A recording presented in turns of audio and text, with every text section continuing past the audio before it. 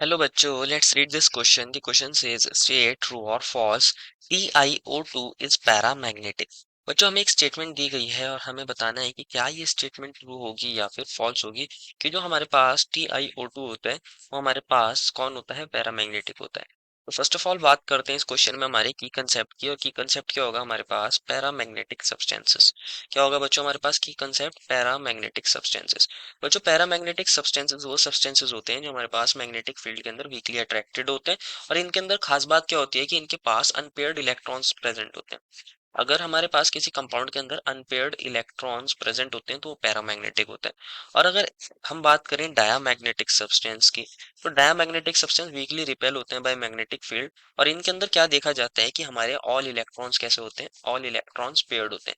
अगर सारे electron pair हैं तो डायामैग्नेटिक, अगर एक भी इलेक्ट्रॉन अनपेयर्ड हो जाता है तो हमारे पास कौन हो जाता है, पैरामैग्नेटिक. तो अब हम बात करते हैं TiO2 की, टाइटेनियम ऑक्साइड की. तो TiO2 के अंदर एक्चुअल में क्या होगा हमारे पास, Ti4 प्लस होगा. Ti4 प्लस होगा और O पे 2 नेगेटिव चार्ज रहा होगा. तभी हमारा क्रॉस मल्टीप्लाई होके बना होगा Ti2O4, जिसको हमने लिख दिया होगा TiO2. टू वन जा टू जा. तो एक्चुअल में बना होगा हमारा TiO2 कुछ इस तरह की. हमारे पास यहाँ Ti4 प्लस होगा और O2 नेगेटिव होगा. अगर हम बात करें Ti की, टाइटेनियम की कॉन्फ़िगरेशन की, इसकी कॉन्फ़िगरेशन क्या होती है बच्चों, 1s2 2s2 2p6 हो गए 10 इलेक्ट्रॉन, क्योंकि इसका एटॉमिक नंबर 22 होता है. 1s2 2s2 2p6 10 हो गए यहाँ तक. फिर हम क्या कहेंगे, 3s2 3p6 हो गए यहाँ तक 18. अब हमारे पास क्या होता है, 18 हो गए. अब हमें 4 इलेक्ट्रॉन्स और चाहिए तो होता है हमारे पास 3d2 4s2 3d2 4s2.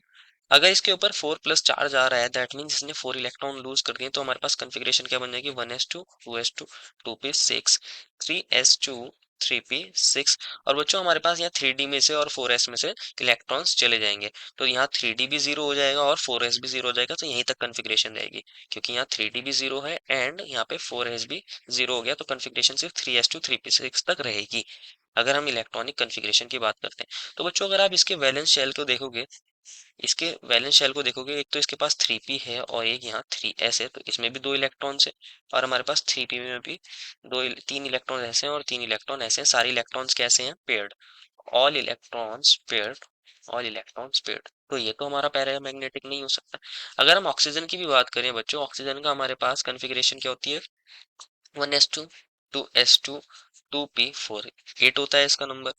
अगर हम बात करें O2 नेगेटिव की, दैट मीन्स इसने 2 इलेक्ट्रॉन गेन करे हैं. तो इसकी कॉन्फ़िगरेशन हो जाएगी 1s2 2s2 2p6.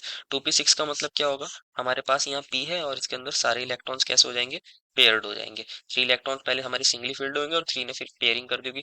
2s के अंदर भी एक इलेक्ट्रॉन ऐसे गया होगा, फिर इसने पेयरिंग कर देगी. तो इसके अंदर भी सारे इलेक्ट्रॉन्स कैसे हैं, ऑल इलेक्ट्रॉन्स पेयर्ड. सारे इलेक्ट्रॉन्स कैसे हैं, पेयर्ड है. तो हमारे TiO2 के अंदर Ti4 प्लस के भी इलेक्ट्रॉन्स पेयर्ड हैं और हमारे पास O2 नेगेटिव के भी इलेक्ट्रॉन्स पेयर्ड हैं. अगर सारे ही इलेक्ट्रॉन्स हमारे पेयर्ड होते हैं, अगर ऑल इलेक्ट्रॉन्स पेयर्ड होते हैं, तो जो हमारा TiO2 होगा वो कैसा होगा, डाया मैग्नेटिक. डाया मैग्नेटिक होगा हमारा TiO2. पैरामैग्नेटिक नहीं होगा, पैरामैग्नेटिक नहीं होगा. तो जो हमें गिवन स्टेटमेंट थी वो क्या हो जाएगी, गलत हो जाएगी. देखो final answer is the given statement is false. I hope you understood it well and best of luck.